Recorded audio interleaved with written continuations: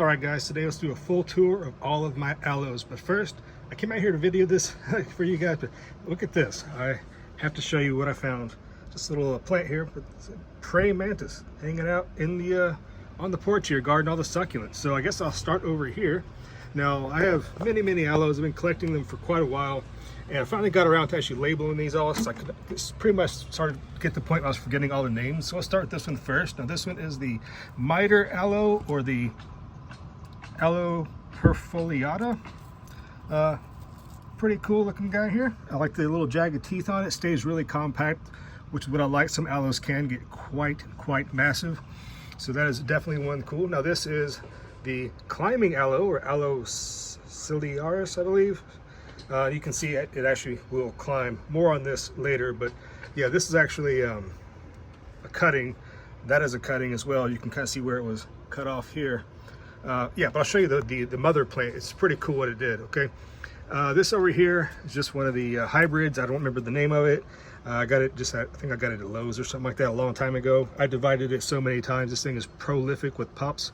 So if you want to multiply your aloe collection, this is one that does grow rapidly. And it's a fun fact, it is just about to start putting on some flowers. Pretty cool. I read some people actually think that when an aloe flowers that it's a sign that it's going to die. That's not the case. This aloe here, the Jemen aloe, or the Aloe squarosa, it has a beautiful amount of flowers on it here. It blooms prolifically. So of all my aloes, this one is the one that blooms the most for me. It blooms like 2 or 3 different times out of the year. So it's definitely one that you can keep small and compact. They make these little colonies like this, right? So these kind of just, you know, will pop up. It looks really cool, but they actually, you can kind of see in here a little bit, they'll actually kind of lower leaves, or lower leaf sections will kind of eventually, you know, old and come off, and they'll make like a little miniature, almost like a tree. It's pretty cool looking, pretty cool. Just over here, just some euphorbias. There'll be another video on euphorbias specifically, if that's what you're interested in. Okay, now this one here, step out of the way.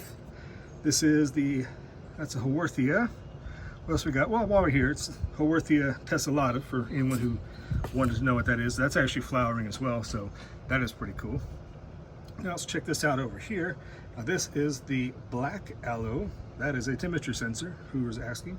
But yeah, black aloe, this thing is really tiny, and it's not really growing very fast at all, which is pretty neat. So it's able to keep it really compact. So if you have just a small area, like a windowsill or something, this is one I'd recommend. It does not take up a lot of space whatsoever. So let's go ahead on over to the other side here and look at some of the other aloes.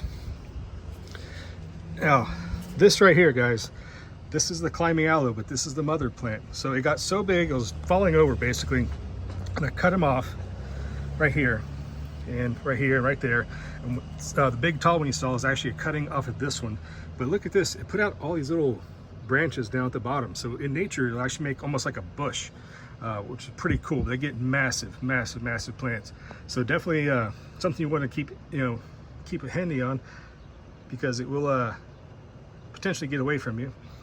Anyways, let's move some stuff out of the way. I'll show you down here. Now, this is just another hybrid aloe. I forget the name of it. The plant little identifying app calls it Christmas Carol. It may or may not be, I don't know.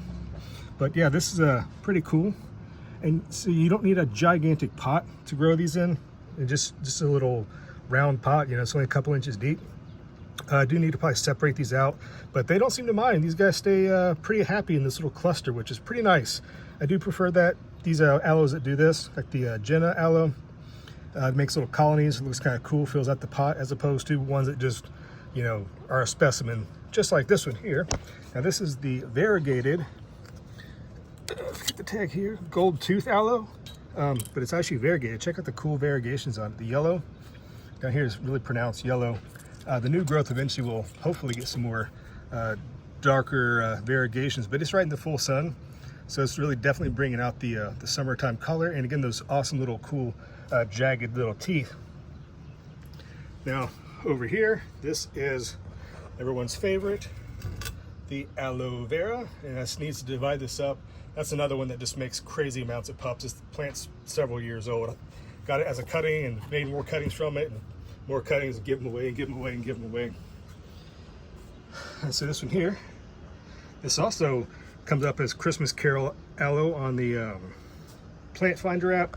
So I don't know what the actual name is, but this is pretty cool. This one just recently got divided.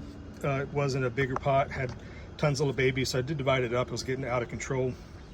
So this is the pretty cool. I mean, look at these little on the leaves here. These little lines that are orange, or like almost a coral color.